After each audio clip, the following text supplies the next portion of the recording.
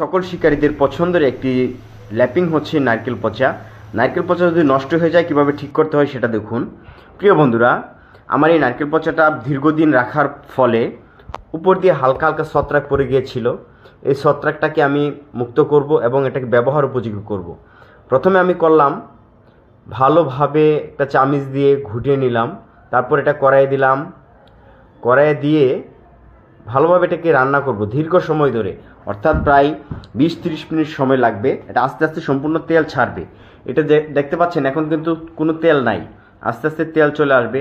একটু লক্ষ্য রাখুন, পাশে থাকুন, সাথে থাকতে থাকুন, দেখতে থাকুন কিভাবে এটা তেল ছাড়ে। প্রিয় বন্ধুরা, আমি এটাকে জালে বসিয়েছি, জালে দিলাম। আর আগে কিন্তু এখানে কিছু এলাচ দেওয়া ছিল, কিছু আমার নারকেল পচাটা এটার বয়স প্রায় 1.5 বছর।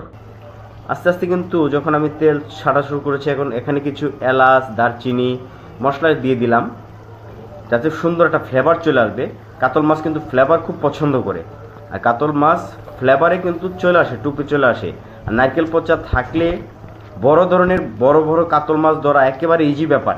প্রত্যেকটা শিকারীদের স্বপ্ন থাকে কাতল মাছ ধরার, বড় রুই মাছ ধরার।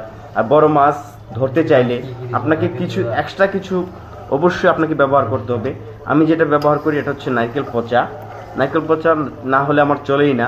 আমি নারকেল পচা এভাবেই রেডি করি। অর্থাৎ এখন দেখেন সুন্দরভাবে কিন্তু আমার নারকেল পচাটা ফুটতে শুরু করেছে এবং তেল ছাড়তে শুরু করেছে।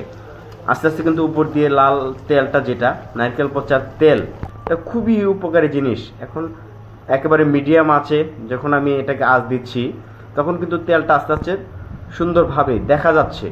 একেবারে কালারটা কিন্তু অস্থির একটা কালার চলে আসছে। আর পুরা ঘর কিন্তু মুহুমুহু একটা ঘ্রাণে ভরপুর হয়ে যায়। এই নারকেল পচার ঘ্রাণ অসাধারণ।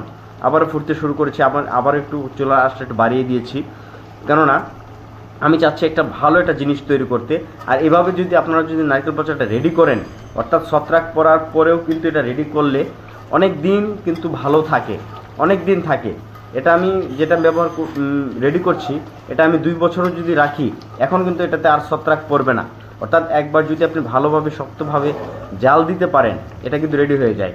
প্রিয় বন্ধুরা, দেখেন সর্বশেষ যেটা আমার কালারটা চলে আসছে নারকেল পচার, একেবারে উপরে তেল ছেড়ে দিয়েছে।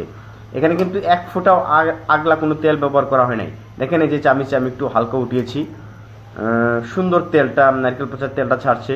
এই তেলটা আমি ল্যাপিং হিসেবে ব্যবহার করতে পারবো, লাড্ডুর ল্যাপিং ব্যবহার করা যাবে, ডিম রুটির ল্যাপিং ব্যবহার করা যাবে।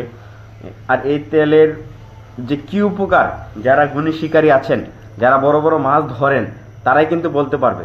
এবং প্রত্যেকটা বড় বড় শিকারী, গুণী শিকারীরা নারকেল পচা ছাড়া কিন্তু কেউ মাছ ধরতে যায় না।